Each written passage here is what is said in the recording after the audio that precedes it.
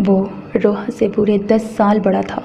वो बगैर कहे उसकी हर ज़रूरत पूरी करता था। वो जब भी उसे छुप छुप के देखती वो जानता होता था, लेकिन ज़ैन के देखने पर वो नज़रें फेर लेती।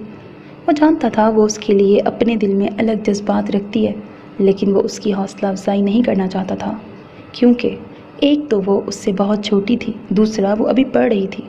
लेकिन वो उसके लिए एक साहिबान की तरह था।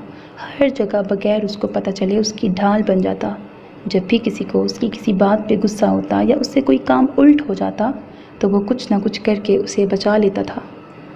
सो मेरे अजीज़ लिसनर्स, हमारा आज का नावल कज़न्स मैरिज पे बेस करता है। एज डिफरेंस बेस्ड है, जॉइंट फैमिली सिस्टम है, ढेर सारे कज़न्स हैं, उनकी आपस में नोक झोंक भी चलती है और कौन किससे इंगेज्ड है, किसकी किससे शादी होने वाली होती है, फिर किसकी किससे नहीं हो पाती है। इस तरह से सारा कुछ।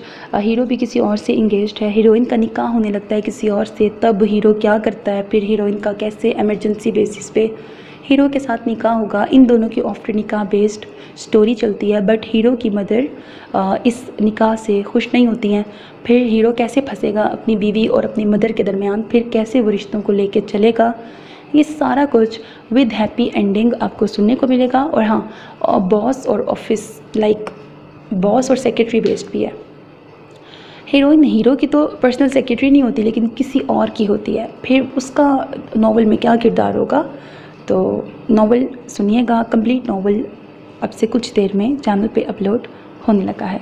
आपने बहुत ख्याल रखिएगा, चैनल को सब्सक्राइब करना, वीडियो को लाइक करना हर किसी ना भूलिएगा, because that's how you can encourage me and that's the only kind of support and encouragement which I want from all of you.